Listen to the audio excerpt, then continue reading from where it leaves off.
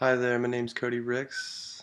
I'm in the Bachelor's of Science for Film, and this is my brother who works for Applied Research Associates on Quadrangle Virtual Heroes. I hope you enjoy. Hi, I'm JC Ricks, and I work as a software engineer in the video game slash simulation industry.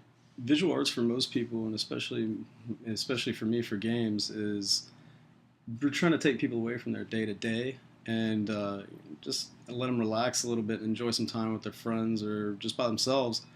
And when we think of an art style for a game, even though I'm a programmer, I have to think about how are we going to make that happen.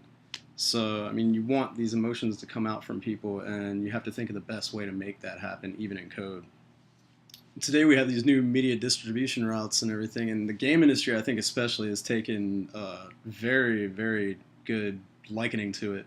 Uh, for me, it makes it way easier because I myself, I can just make a game in my basement and distribute it now almost immediately to friends, family, or even get it out there and get it sold. Um, Lots of games do this now. Lots of great games that we wouldn't have heard of years ago. For instance, the one that always pops in my head is Minecraft because everybody knows Minecraft, and that was distributed exactly that way. Notch, the guy who made it, put it out on his own website, and people just bought it because it was amazing. And things like that are allowing what I do get out, allowing it to get out a lot easier than it would have in the past, where I would have had to have a publisher and such. So yeah, it's definitely a good thing. The game industry, I mean, you have the normal images like Mario, Sonic. They're popular images you see all the time, but it's just characters and all. What really pops into my head when I think of popular images is more of a style of image, and even Hollywood does it. It's the images where you take this grand, dramatic scene and you you color it with teal and orange, because they're two separate areas. They're exactly opposite on the color wheel. It makes that image pop, and people tend to, it draws their eye.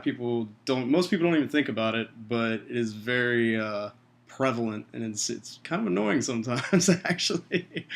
But that's what I think of when I think of a popularized image. It's more that style. My favorite style of visual art is still, I'm pretty classical about it. I really like paintings.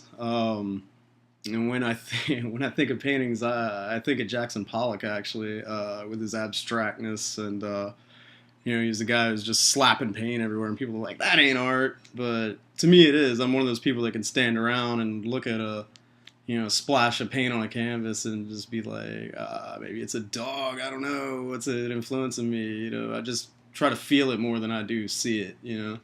And it just I feel like it just gets me thinking in a different direction than I normally would if it was just a regular drawing or a scene or something like that. So, knowledge of famous artworks. In my field, I mean, I do make games, and I do consider games art because what's art, right? It evokes emotion. Games do that. So, uh, for me, I mean, it's we look at other games like, say, like Skyrim or something, and be like, I want that. I want something they did in their game. It just looks amazing. Maybe they did something really cool, and we figure in a game we're making that would look really awesome, right?